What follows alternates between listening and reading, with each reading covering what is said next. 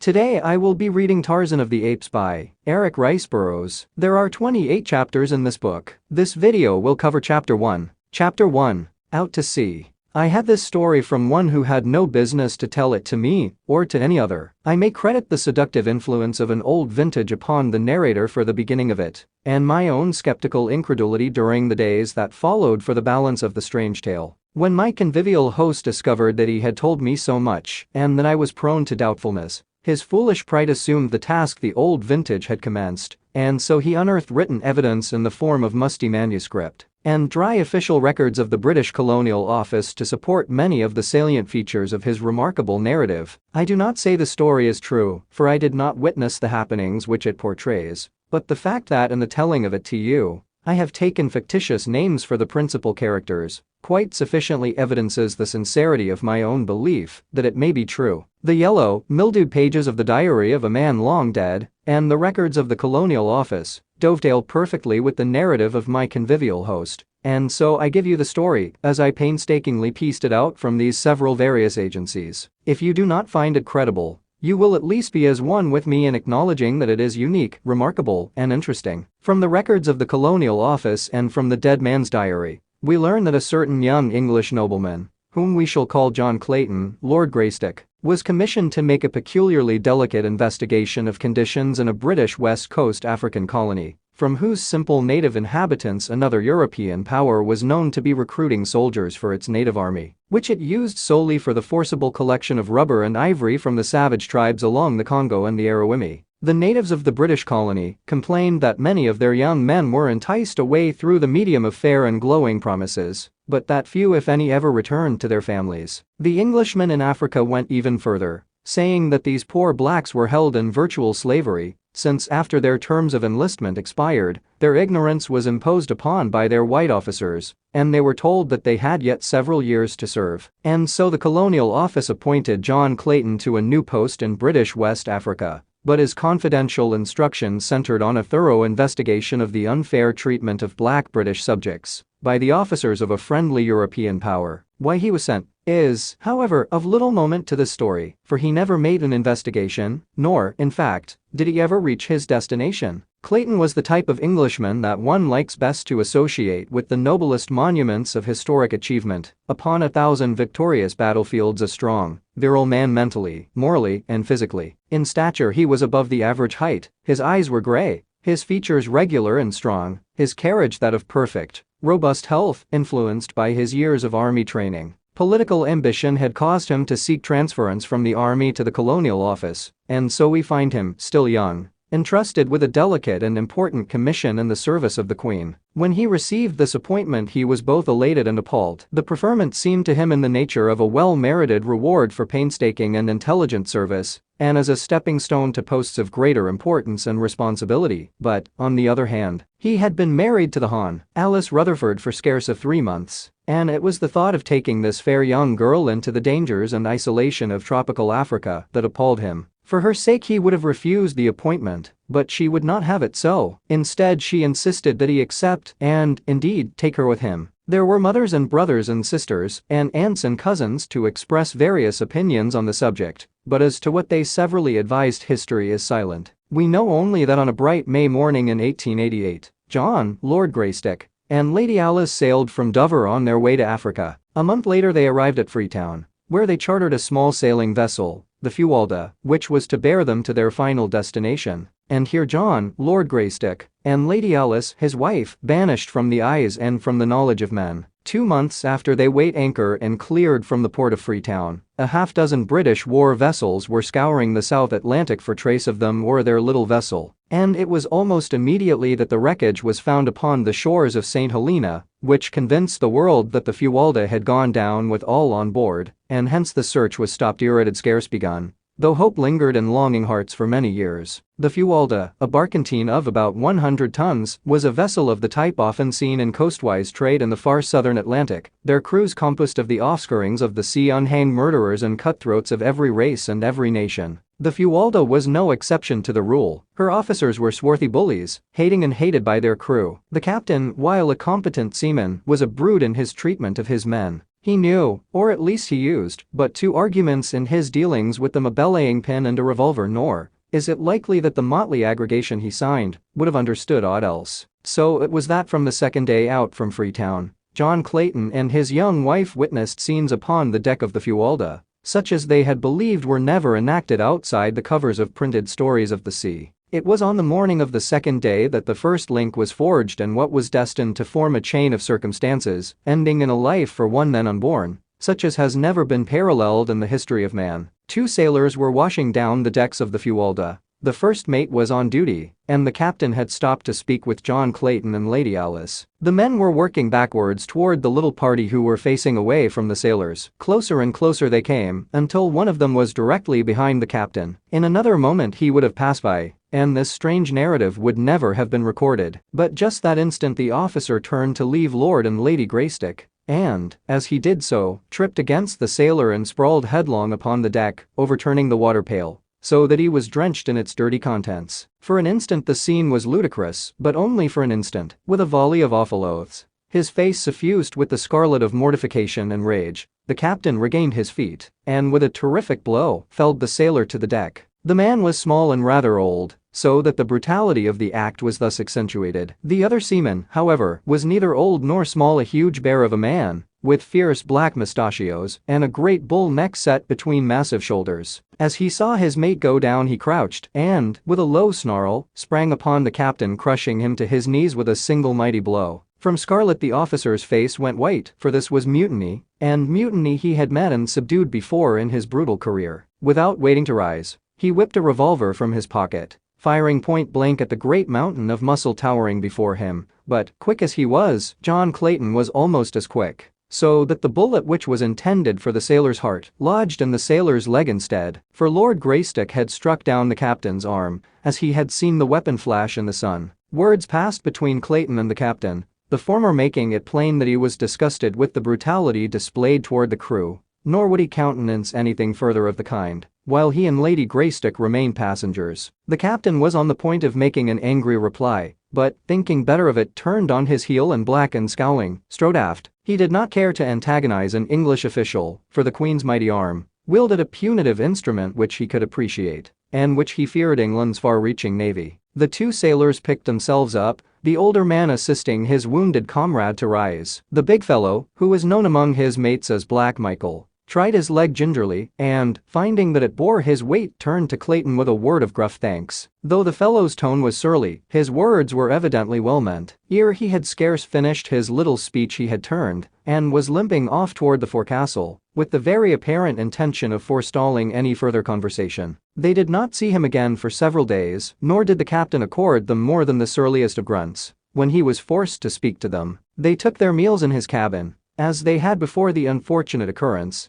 but the captain was careful to see that his duties never permitted him to eat at the same time. The other officers were coarse, illiterate fellows, but little above the villainous crew they bullied, and were only too glad to avoid social intercourse with the polished English noble and his lady, so that the Claytons were left very much to themselves. This in itself accorded perfectly with their desires, but it also rather isolated them from the life of the little ship, so that they were unable to keep in touch with the daily happenings, which were to culminate so soon in bloody tragedy. There was in the whole atmosphere of the craft that undefinable something which presages disaster. Outwardly, to the knowledge of the Claytons, all went on as before upon the little vessel, but that there was an undertow leading them toward some unknown danger both felt, though they did not speak of it to each other. On the second day after the wounding of Black Michael, Clayton came on deck just in time to see the limp body of one of the crew being carried below by four of his fellows, while the first mate, a heavy belaying pin in his hand, stood glowering at the little party of sullen sailors. Clayton asked no questions he did not need to, and the following day, as the great lines of a British battleship grew out of the distant horizon, he half determined to demand that he and Lady Alice be put aboard her, for his fears were steadily increasing that nothing but harm could result from remaining on the lowering, sullen Fualda. Toward noon they were within speaking distance of the British vessel, but when Clayton had nearly decided to ask the captain to put them aboard her, the obvious ridiculousness of such a request became suddenly apparent. What reason could he give the officer commanding Her Majesty's ship for desiring to go back in the direction from which he had just come? What if he told them that two insubordinate seamen had been roughly handled by their officers? They would but laugh in their sleeves and attribute his reason for wishing to leave the ship to but one thing: cowardice. John Clayton, Lord Greystick, did not ask to be transferred to the British man-of-war. Late in the afternoon he saw her upper works fade below the far horizon, but not before he learned that which confirmed his greatest fears and caused him to curse the false pride which had restrained him from seeking safety for his young wife a few short hours before, when safety was within reach, a safety which was now gone forever. It was mid-afternoon that brought the little old sailor, who had been felled by the captain a few days before, to where Clayton and his wife stood by the ship's side, watching the ever-diminishing outlines of the great battleship. The old fellow was polishing brasses, and as he came edging along until close to Clayton he said in an undertone, "Else to pay, sir, on this 'ere craft, and mark my word for it, sir, else to pay." "What do you mean, my good fellow?" asked Clayton. "Why, hasn't ye seen what's goin' on? Hasn't ye 'eard that devil's spawn of a captain and his mates knockin' the bloomin' lights out and arf the crew? 2 busted eads yesterday, and 3 today. Black Michael's as good as new agin, and he's not the bully to stand for it, not he. And mark my word for it, sir." "You mean, my man, that the crew contemplates mutiny?" asked Clayton. "Mutiny?" exclaimed the old fellow. "Mutiny? They means murder, sir, and mark my word for it, sir." "When?" "Hit's comin', sir,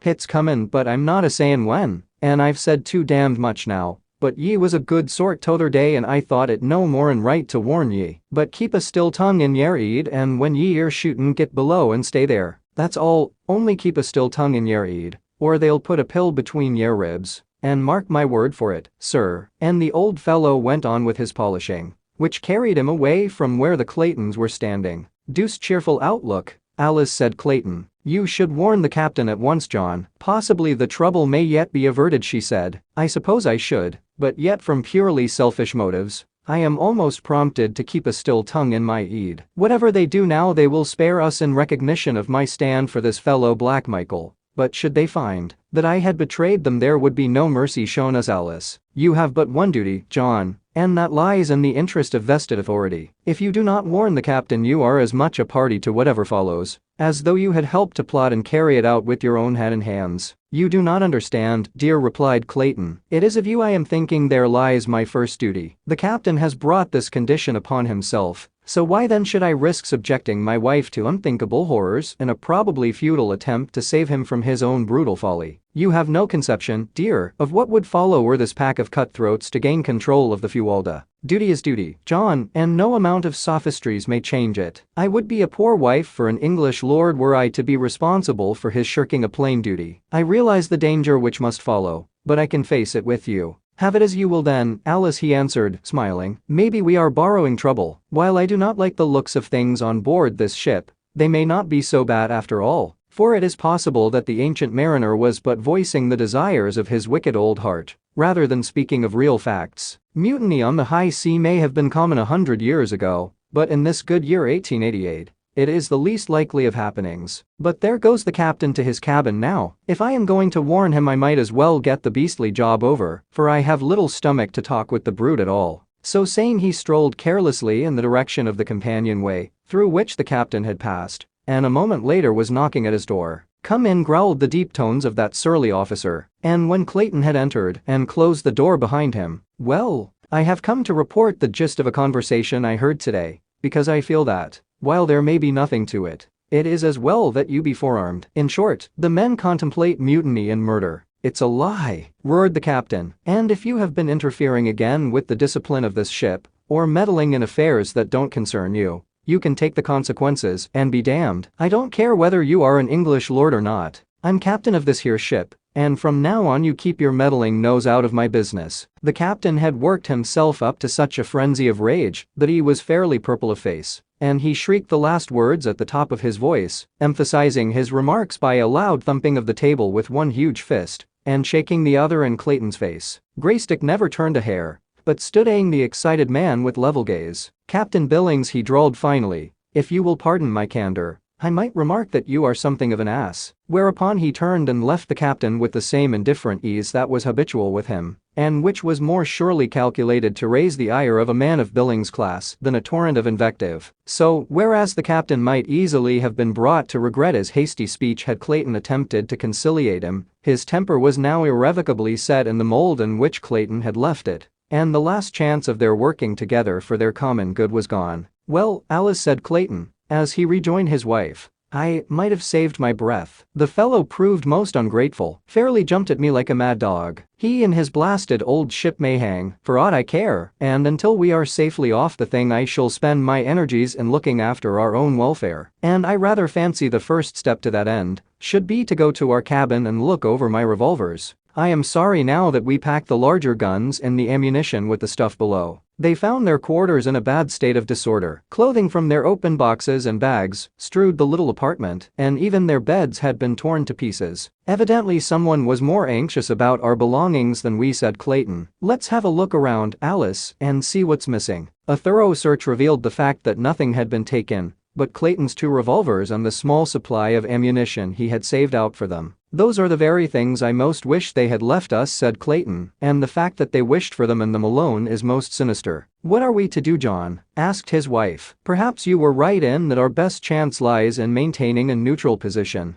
If the officers are able to prevent a mutiny, we have nothing to fear, while if the mutineers are victorious, our one slim hope lies in not having attempted to thwart or antagonize them." "Right you are, Alice. We'll keep in the middle of the road." As they started to straighten up their cabin, Clayton and his wife simultaneously noticed the corner of a piece of paper protruding from beneath the door of their quarters. As Clayton stooped to reach for it, he was amazed to see it move further into the room, and then he realized that it was being pushed inward by someone from without. Quickly and silently he stepped toward the door, but as he reached for the knob to throw it open, his wife's hand fell upon his wrist. "No, John," she whispered. "They do not wish to be seen, and so we cannot afford to see them. Do not forget that we are keeping to the middle of the road." Clayton smiled and dropped his hand to his side. Thus they stood watching the little bit of white paper until it finally remained at rest upon the floor just inside the door. Then Clayton stooped and picked it up. It was a bit of grimy white paper roughly folded into a ragged square. Opening it, they found a crude message printed almost illegibly, and with many evidences of an unaccustomed task. Translated, it was a warning to the Claytons to refrain from reporting the loss of the revolvers, or from repeating what the old sailor had told them to refrain on pain of death. "I rather imagine we'll be good," said Clayton with a rueful smile. "About all we can do is to sit tight and wait for whatever may come."